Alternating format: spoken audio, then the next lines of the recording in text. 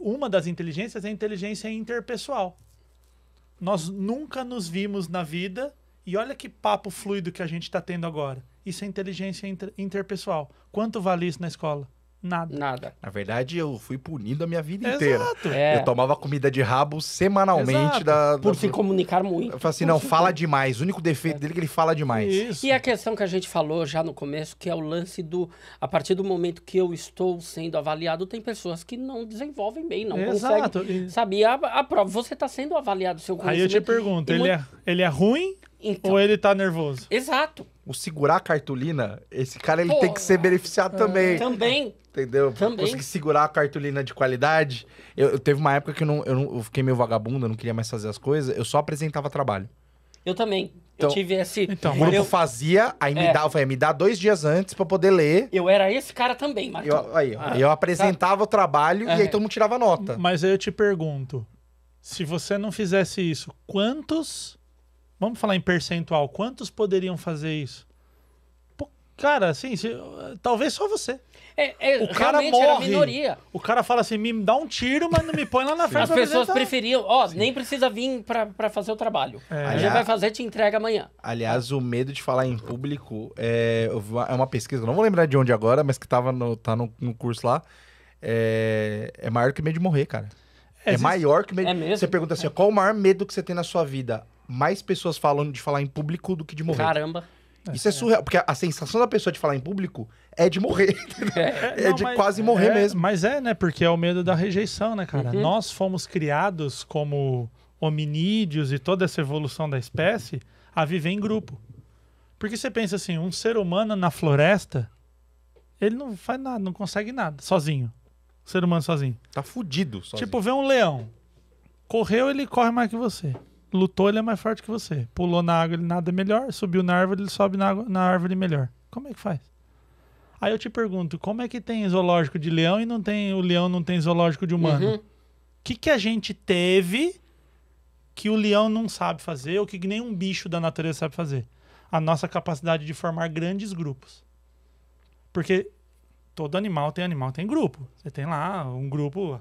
A manada dos Tinha que ter mais gente do que tinha no grupo dos bichos. Exatamente, só que o ser humano consegue fazer isso de forma, por exemplo, São Paulo tem 12 milhões de habitantes. Não tem bicho que tem 12 milhões de bicho ali naquela comunidade. Isso a gente tá falando de São Paulo. Se a gente fala 8 bilhões, né, nível mundo, e aí a gente entra em coisas assim, por exemplo, a nossa capacidade de inventar. Então, dinheiro. Dinheiro é uma invenção. Se eu pegar esse papel e falar assim, vende o seu carro para mim em troca desse papel, você fala, não, vou fazer o que com esse papel? Agora, se eu pego outro papel, que tem um desenho lá, tal, de uma... Como que é lá do peixe? A lá? garoupa, né? A Garoupa. Grande garoupa. Você tem a garoupa lá, tá escrito assim, aquele papel é diferente desse. Porque aquele, eu acredito nele. Papel por papel é a mesma coisa. Só que um eu acredito e o outro não. Então, acreditar naquilo faz eu ter... E aí eu tenho lei. Então, por exemplo, a gente acredita que se estiver andando na rua e ficar uma luzinha vermelha, a gente precisa parar o nosso carro.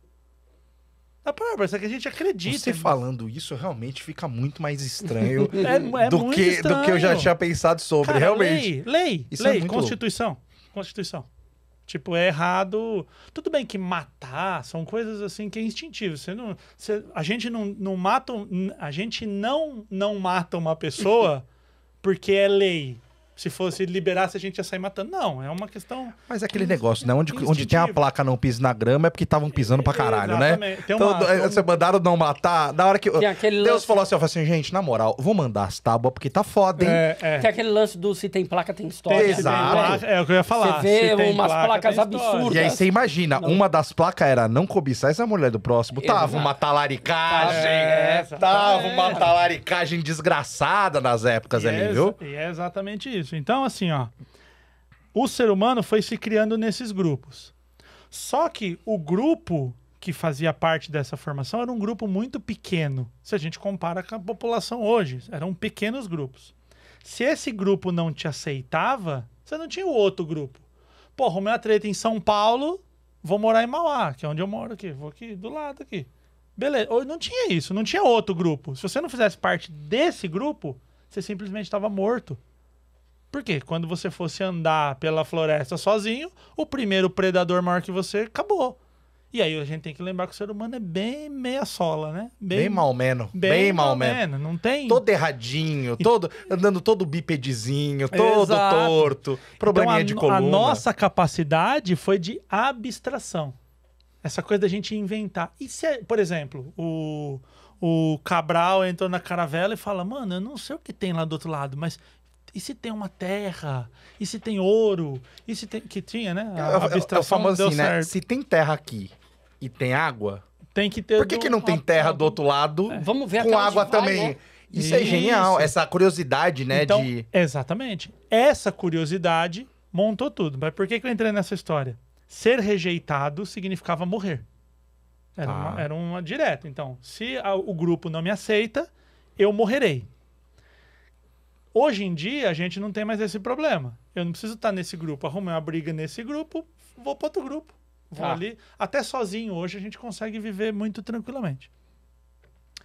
Então, só que a nossa genética trouxe essa ideia que a rejeição é morrer. E aí eu sempre faço uma dinâmica assim em aula, em palestra, que é assim. Como que uma pessoa... Imagina que uma pessoa está com uma arma na cabeça, o ladrão fala, vou te matar, são seus últimos momentos e tal. Como que o corpo da pessoa reage? Como que reage? Treme a perna, o que mais?